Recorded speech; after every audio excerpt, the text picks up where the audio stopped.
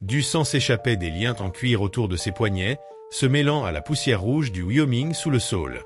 Ellie Ward avait vu beaucoup de morts au cours de ses 45 années, que ce soit sur les champs de bataille de la guerre de sécession, lors de drives de bétail ou dans des bagarres de saloon, mais rien ne l'avait préparée à la vision de cette femme apache, battue et laissée pour morte par Crow Creek. Sa poitrine se soulevait faiblement à chaque respiration, ses cheveux noirs tombant sur ses épaules bronzées. Même inconsciente, elle dégageait une force sauvage, rappelant un Mustang indompté, belle et inaltérable. La décision raisonnable aurait été de s'éloigner, la justice apache n'était pas son affaire. Pourtant, agenouillée à ses côtés, cherchant son pouls sur sa gorge fine, Ellie savait qu'il allait enfreindre toutes les règles du territoire du Wyoming concernant l'ingérence dans les affaires tribales.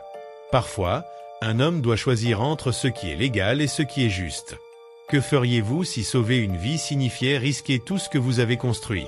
Septembre 1878. Le ranch double se trouvait à 30 milles de Cheyenne, où la prairie s'étendait à perte de vue sous un ciel immense qui rendait l'homme à la fois libre et petit. Ellie avait choisi cet isolement après avoir enterré sa femme Sarah et leurs 2 enfants, victimes de la grippe qui avait ravagé le Wyoming 3 hivers auparavant. Ici, seul le vent à travers l'herbe à bison et le meuglement de ses 200 têtes de bétail brisaient le silence. Il pouvait faire semblant que la douleur dans sa poitrine n'était que l'altitude et non le vide laissé par son cœur. Alors qu'il inspectait la clôture près de Crow Creek, il aperçut un éclat de couleur sur la terre rouge qui n'avait rien à y faire.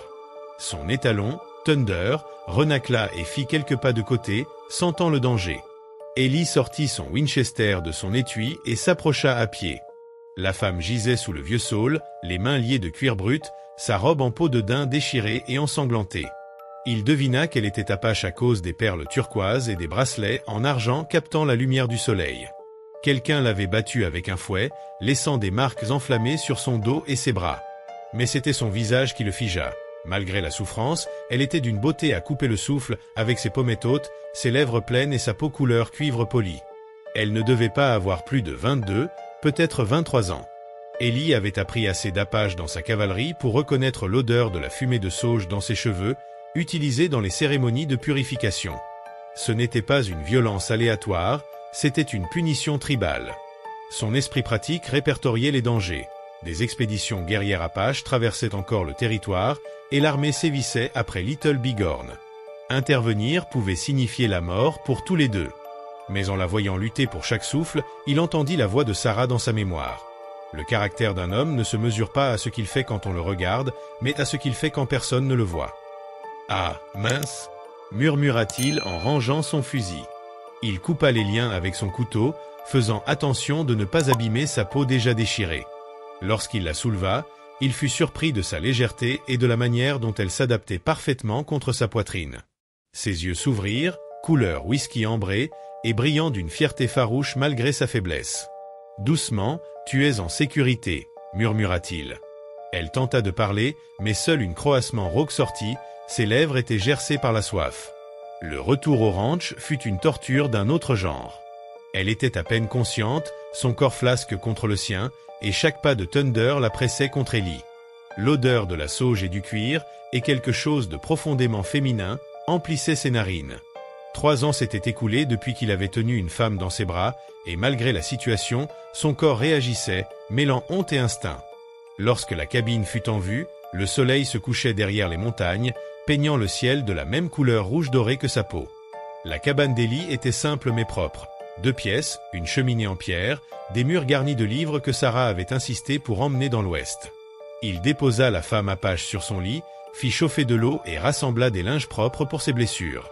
En nettoyant le sang de son dos, il essaya d'ignorer la courbe élégante de sa colonne vertébrale et le mouvement de ses côtes sous sa peau translucide. Mais lorsqu'elle sursauta et se roula pour lui faire face, un couteau apparaissant comme par magie, toute distance clinique disparut. « Recule », lança-t-elle en anglais avec un accent clair. Ellie leva les mains, la coupe d'eau encore en équilibre. « Doucement, je ne te ferai pas de mal. »« Toi, Bill Agana, homme blanc, tu crois que tout t'appartient » cracha-t-elle.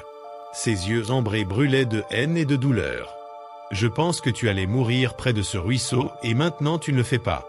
Tout le reste, on verra plus tard. » Elle abaissa légèrement la lame après un moment, visiblement frappée par quelque chose dans son regard. « Pourquoi ?» demanda-t-elle. Parce que te laisser là aurait fait de moi moins d'homme que je veux être. » Un long moment passa. Dans la lumière de la lampe, sa beauté semblait encore plus frappante. Pommettes saillantes, bouche pleine, yeux remplis de secrets et de tristesse. Sa robe déchirée avait glissé d'une épaule, révélant la forme de sa poitrine. Ellie dut détourner le regard. « Je suis Ayana, » dit-elle enfin, « fleur qui fleurit pour toujours. Mais ils ont dit que je ne pouvais plus porter ce nom, que je l'avais déshonoré. »« Quel est ton crime ?» demanda Ellie, s'asseyant sur sa chaise. Elle rit amèrement. « J'ai refusé d'épouser l'homme qu'ils avaient choisi pour moi. Il avait déjà 2 femmes et les battait. J'ai dit non. » Ellie sentit quelque chose bouger dans sa poitrine. Colère contre ceux qui l'avaient blessée, mais aussi reconnaissance. Voici une autre âme punie pour avoir choisi son propre chemin. Chez moi, non signifie non. Et tu peux t'appeler comme tu veux. Anna, dit-elle après une pause. Je l'ai appris à l'école des missionnaires. Ça veut dire grâce. Anna, donc, répondit Ellie, désignant le bol d'eau. Me laisseras-tu nettoyer ces blessures ? Elles s'infecteront si on ne s'en occupe pas correctement. Cette fois, elle ne recula pas. Ses doigts calleux nettoyèrent chaque coup, et il ignora les frissons qu'elle laissait échapper lorsqu'il passait le linge sur sa clavicule. « Tu as déjà fait ça ?» murmura-t-elle. « Soigner les guerres enseigne beaucoup de choses à un homme, pas seulement à tuer. » Elle l'observa pendant qu'il travaillait.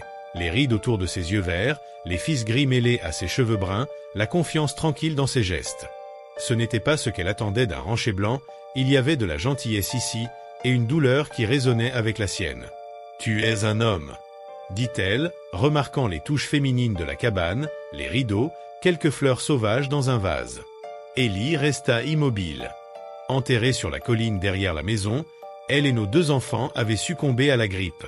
3 hivers s'étaient écoulés. « Je suis désolé », murmura-t-il, et elle pouvait entendre la peine dans sa voix, la voir dans la façon dont ses épaules s'affaissaient. « C'est pour ça que tu vis seule », pensa-t-elle. C'était plus sûr ainsi, on ne perd que ce que l'on possède. Sans réfléchir, Anna tendit la main et effleura sa joue. L'intimité de ce geste les surprit tous les 2, mais aucun ne se retira. Parfois, murmura-t-elle doucement, la sécurité que l'on choisit devient sa propre prison. Dans les jours qui suivirent, Anna montra qu'elle n'était pas seulement belle, elle avait des compétences. Elle savait manier les chevaux comme si elle était née pour cela, connaissait les plantes qui guérissaient et celles qui tuaient, et pouvait suivre le gibier sur un terrain que les yeux d'Ellie jugeaient vide. Elle avait aussi une fierté ancrée jusqu'aux os. Lorsqu'elle fut assez forte pour marcher, elle insista pour gagner sa vie. Ellie la voyait réparer la sellerie, moudre le maïs ou s'occuper du petit potager avec un savoir-faire qui rendait ses propres efforts maladroits. « Tu ne me dois rien », lui dit-il un matin en la regardant réparer un bridon orné de perles transformant un simple cuir en œuvre d'art. « Je me dois à moi-même », répondit-elle sans lever les yeux. « Je ne serai plus jamais un fardeau pour un homme. » Mais ce furent les petits instants qui le bouleversèrent. La façon dont elle fredonnait des mélodies apaches pendant qu'elle travaillait, comment elle se tenait sur le porche au coucher du soleil, le vent pressant sa jupe contre les courbes de ses hanches et de ses cuisses, ou la grâce inconsciente de chacun de ses gestes, de sa démarche à la manière élégante de tresser ses longs cheveux noirs. 3 semaines plus tard, elle le surprit en train de la regarder pendant qu'elle étendait le linge, leurs regards se croisèrent, et quelque chose d'électrique passa entre eux, la reconnaissance du désir qu'ils avaient tous 2 feint d'ignorer. Ce soir-là, elle prépara un ragoût de lapin assaisonné de sauge et de racines sauvages. Ils mangèrent dans un silence confortable jusqu'à ce qu'elle rompe la tranquillité. « Parle-moi d'elle, ta femme. » Ellie posa sa cuillère. « Pourquoi ?»« Parce qu'elle vit encore dans cette maison. Je la vois dans la façon dont tu plies les vêtements, mais la table. Elle était douce. Sarah, elle était le soleil incarné. Elle croyait au bien en chacun. » Il sourit tristement. « Elle t'aurait aimé, je pense. » Anna le regarda par-dessus sa tasse. « Et toi, vois-tu de la bonté en moi ?» La question flottait comme la fumée du feu. Quand Ellie la regarda vraiment, il vit une femme ayant survécu à la trahison et à la violence, qui travaillait plus dur que tout homme qu'il connaissait, capable d'apprivoiser un cheval sauvage avec des murmures et de tuer un serpent à sonnette d'un seul lancer de pierre. « Je vois quelqu'un qui choisit de guérir plutôt que de nuire, » finit-il par dire. Anna se leva et se plaça devant le feu, sa silhouette dorée. En retirant les épingles de ses cheveux, une masse sombre tomba en cascade sur ses épaules, qu'elle secoua avec une sensualité inconsciente. Dans ma tribu, dit-elle sans le regarder, les cheveux d'une femme sont sa force, seul son mari peut les voir détachés. Puis elle tourna ses yeux ambrés vers lui, mais je ne fais plus partie de cette tribu, et toi, tu m'as montré ce qu'est le respect. L'air entre eux crépitait de possibilités non dites. Ellie se leva lentement, chaque muscle conscient de sa proximité, de la chaleur de sa peau, de la lumière du feu jouant sur la cavité de sa gorge. Anna. Sa voix était plus rauque qu'il ne le voulait. Elle s'avança, assez près pour qu'il sente la sauge dans ses cheveux, voit le pouls battre à sa tempe. « Veux-tu que je parte, Ellie ?»« Dieu non !» s'écria-t-il, mais elle l'interrompit d'un doigt sur ses lèvres. « Et si c'était moi qui voulais prendre ?» Leurs corps s'unirent avec la faim désespérée de deux âmes longtemps seules, chaque geste révélant passion et tendresse, désir et respect. La suite fut douce, lente et intense, deux âmes blessées trouvant guérison dans le toucher de l'autre. 3 semaines de bonheur furent interrompues par le bruit de chevaux non ferrés. Anna les entendit en premier, relevant la tête alors qu'elle aidait Ellie à réparer la clôture. « Apache » murmura-t-elle, et la joie disparut de son visage.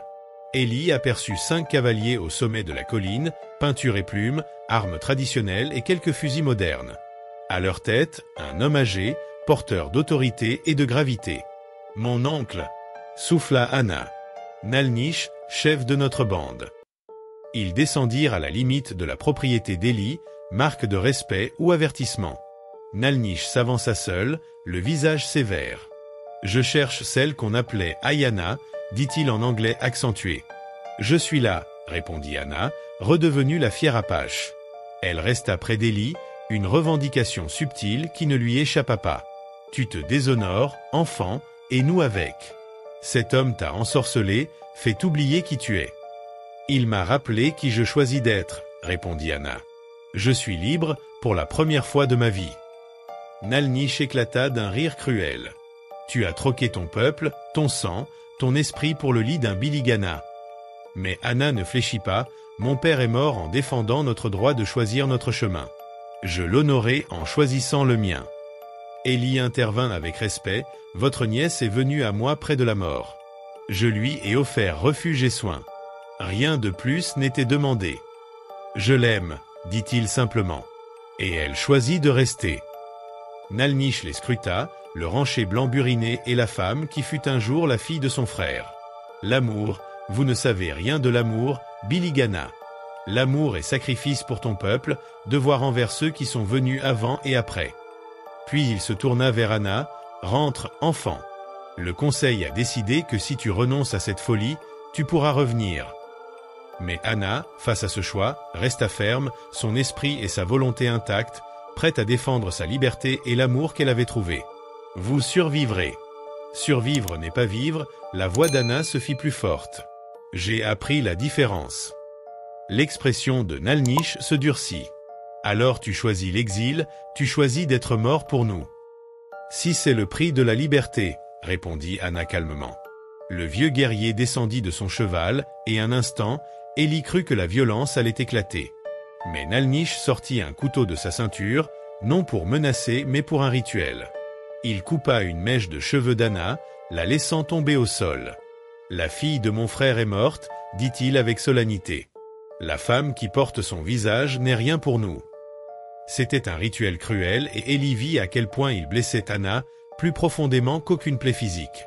Pourtant, elle le supporta avec dignité, sans jamais détourner les yeux de son oncle. Mais Nalnish continua, et son ton changea légèrement. Si ce Bilagana peut se montrer digne, s'il prouve qu'il respecte ce qu'il prétend aimer, peut-être que la femme qui est morte pour nous pourra encore trouver sa place entre les mondes. « Quel genre de preuve ?» demanda Ellie. « Combat demain à l'aube, toi contre notre guerrier le plus fort. Si tu gagnes, nous reconnaissons ta revendication et te laissons en paix. Si tu perds... » Il haussa les épaules. La femme retourne pour répondre de ses crimes. Et si tu refuses, nous la prenons maintenant et tu meurs pour avoir abrité une criminelle. Ellie regarda Anna, vit la peur et la résignation dans ses yeux ambrés. Elle s'attendait à ce qu'il choisisse la sécurité plutôt que de risquer sa vie. Après tout, ils se connaissaient depuis moins de 2 mois. Mais en regardant cette femme féroce et belle, celle qui avait ramené la lumière dans son monde sombre, le choix était déjà fait. « À l'aube, dit-il cette nuit-là. Anna essaya de le convaincre de fuir. « Tu ne comprends pas, dit-elle en tournant dans leur chambre comme un chat en cage. Tariq est leur champion, il a tué 7 hommes en combat singulier. Alors je serai le 8e, répondit Ellie calmement en nettoyant son Colt 45. Ce n'est pas une blague. Elle saisit ses mains pour qu'il la regarde. Je ne vaux pas qu'on meure pour moi. Ellie posa le pistolet et prit son visage entre ses mains. C'est là que tu te trompes, ma chérie. Tu vaux tout. Ils firent l'amour cette nuit-là avec une intensité désespérée, comme pour graver leurs âmes l'une dans l'autre. Anna pleurait silencieusement, ses larmes tombant sur sa poitrine comme la pluie. Ils savaient tous deux que cela pourrait être la dernière fois. L'aube arriva, grise et froide, la brume montant de Crow Creek comme des fantômes. Les Apaches avaient installé leur camp à proximité et se rassemblèrent en cercle, selon la tradition. Tarek était tout ce qu'Anna avait décrit. Grand, puissant, couvert de cicatrices témoignant de nombreux combats, portant une massue de guerre cloutée, et ses yeux ne laissaient aucune pitié transparaître. Nalnish annonça les règles. Combat à main nue jusqu'à ce que l'un cède ou meure, sans armes autres que celles qu'un homme porte dans son cœur. Ellie se déshabilla jusqu'à la taille, sa peau pâle contrastant avec le bronze de Tariq. Il était plus âgé et plus petit, mais 3 ans de travail à la ferme l'avaient endurci, et ses yeux montraient le calme d'un homme n'ayant plus rien à perdre. Le combat fut brutal et rapide. Tariq s'élança comme un félin des montagnes, rapide et sauvage, sa massue sifflant dans l'air là où la tête d'Ellie avait été un instant avant qu'il ne roule pour éviter le coup, la poussière dans la bouche et la colère dans les yeux. Ils se tournèrent autour, Tariq souriant, Ellie sérieux. Ellie attrapa le poignet du guerrier, utilisa son élan contre lui et le frappa aux côtes avec son genou. Le bruit des os qui se brisent résonna à travers la prairie, mais Tariq n'était pas fini. Il changea de main, balança la massue en arc violent, frappant Ellie aux épaules et le mettant à genoux. Le sang coulait dans son dos, et le cri d'Anna fendit l'air. « Reste au sol, Bilagana, halta Tariq.